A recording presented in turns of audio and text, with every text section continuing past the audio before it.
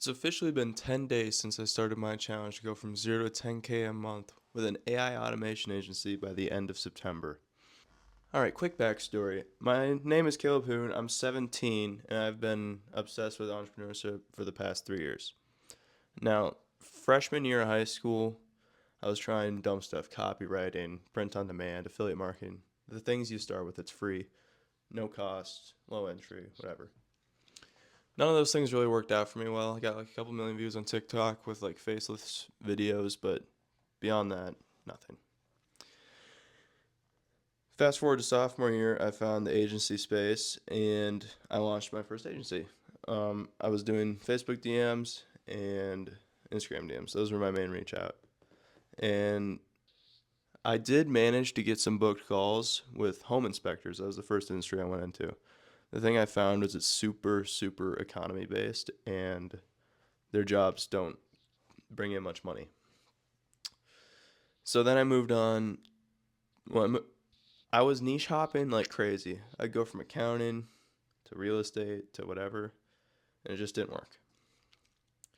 Fast forward, I went to auto detailing like halfway through sophomore year, and I stuck it out, kept doing ads, or not ads.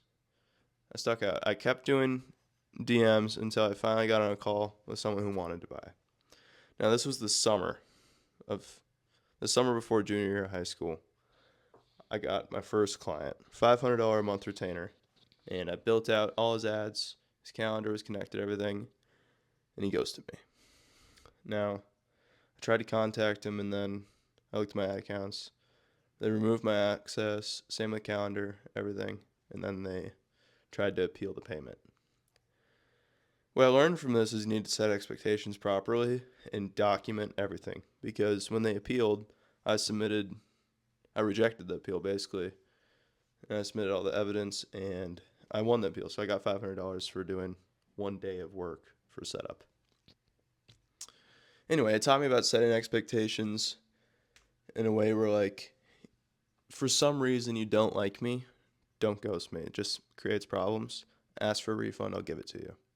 It also taught me that starting a niche with high competition and people with very little money, because only like 20% of detailers actually have a shop, it's a bad idea, right? You have to be in a blue ocean industry, and that's what I'm doing now. Now I'm a senior in high school, launching this agency, started August 29th, started filming. I've been filming every single day on Instagram and TikTok, documenting the process. And my way of acquisition this time is Facebook ads, because all through junior year, all I did was get good grades in school and get money. Because that way, my dad said if I got good grades, I could do online senior year of high school. So now I have money and time, and now it's just dedicated in the proper way, right? And that's what this whole challenge is about. Here's what I did. I went on a ChatGPT, put in some criteria to find a blue ocean niche or industry where I'd have no competition and still be able to charge a lot. If you want to do the same, here's the criteria you can put in. 20,000 plus in the US, have 10,000 plus a month for service fees, blue collar industry, and it's little competition. That's all you need. ChatGPT will spit out a bunch of options for you. Next, you got to find your version of outreach. You can either do cold, like cold calling or cold email, or you can do Facebook ads, which is what I decided to do.